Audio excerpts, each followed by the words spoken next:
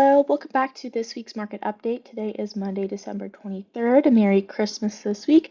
And with that, we will jump right in. It was a very eventful week leading into the holidays, marked by a Fed meeting, key inflationary data, and quite a few other economic developments, all against the backdrop of a stock market sell-off and a very narrowly averted government shutdown as Congress passed a last-minute funding bill on Friday night. As of Friday, December 20th, the major indices posted notable declines for the week. We saw the Nasdaq Composite down 1.78% in the week, followed by the S&P 500 down at just about 2% in the week, and the Dow Jones Industrial Average down at 2.25% for the week. And then in the bond market, we saw the Barclays Aggregate Bond Index also down just short of 1% last week. The Federal Reserve held its final meeting of the year last week, announcing a widely anticipated 25 basis point rate cut. This brought the Fed funds rate to a range of 4.25% to 4.5%, which is a level last seen in December of 2022. While the rate cut itself was widely expected, the Fed's updated summary of economic projections, which you can see a snippet of right here, that revealed substantially less aggressive rate cuts ahead in 2025. So that is ultimately what shocked markets last week and caused Wednesday's sell-off. Here you can see the Fed funds rate right there. 3 months ago, they were projecting it to end 2025 at 3.4%. Now they are projecting 3.9% at the end of 2025. So that translates to about 4 rate cuts of 25 basis points each expected initially just 3 months ago in September's SEP. Now the Fed is projecting just 2 of those rate cuts. So that's quite a big difference in that. Other economic data here that they changed their projections on, real GDP was revised up for 2024 and 2025 expectations.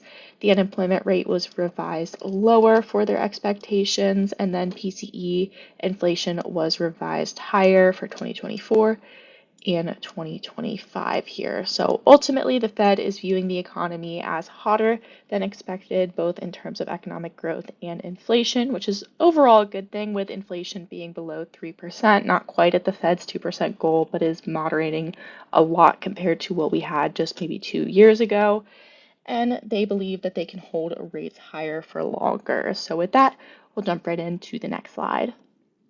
Following the Fed's rate cut decision on Wednesday, PCE inflation released on Friday came in lower than expected, lifting stocks and recovering some of the week's earlier losses. Headline PCE inflation rose 2.4% year over year. You can see that. So it's a slight increase from the prior months, but it is lower than what economists had initially expected, while core PCE was more stable at 2.8% in the month. So again, running above that 2% goal, but well below the 4, 5, 6, 7, 8% inflation that we had in many metrics in just a few years ago. Along with the PCE inflation report, we also get some great data on personal income, spending, and saving.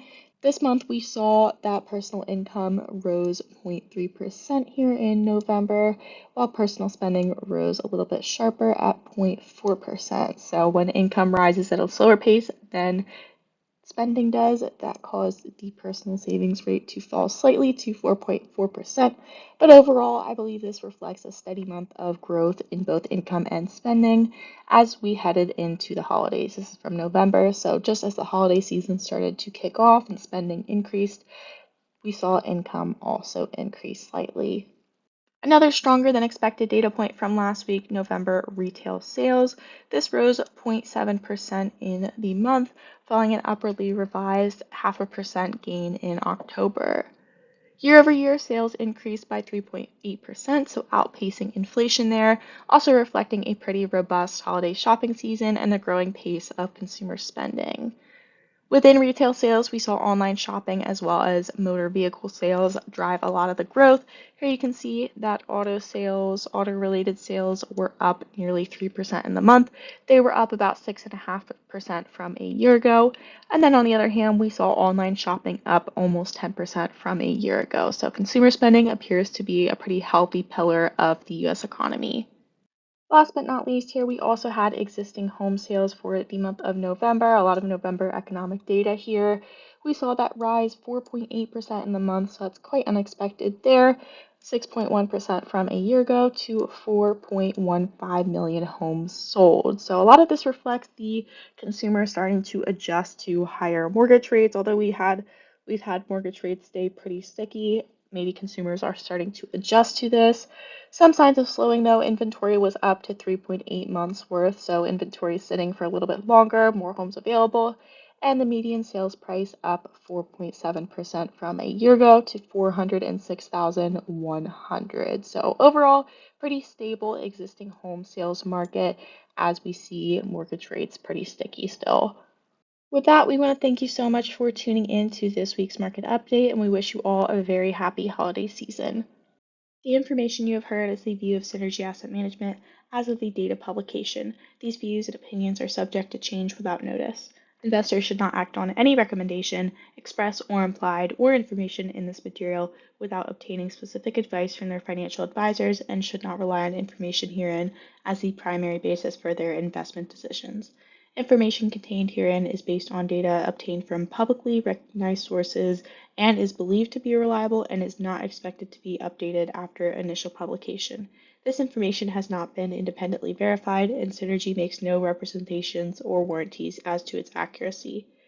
The material has been prepared solely for informational, educational, and market commentary purposes and is not a solicitation of advisory services or an offer to buy or sell any security or to participate in any trading strategy.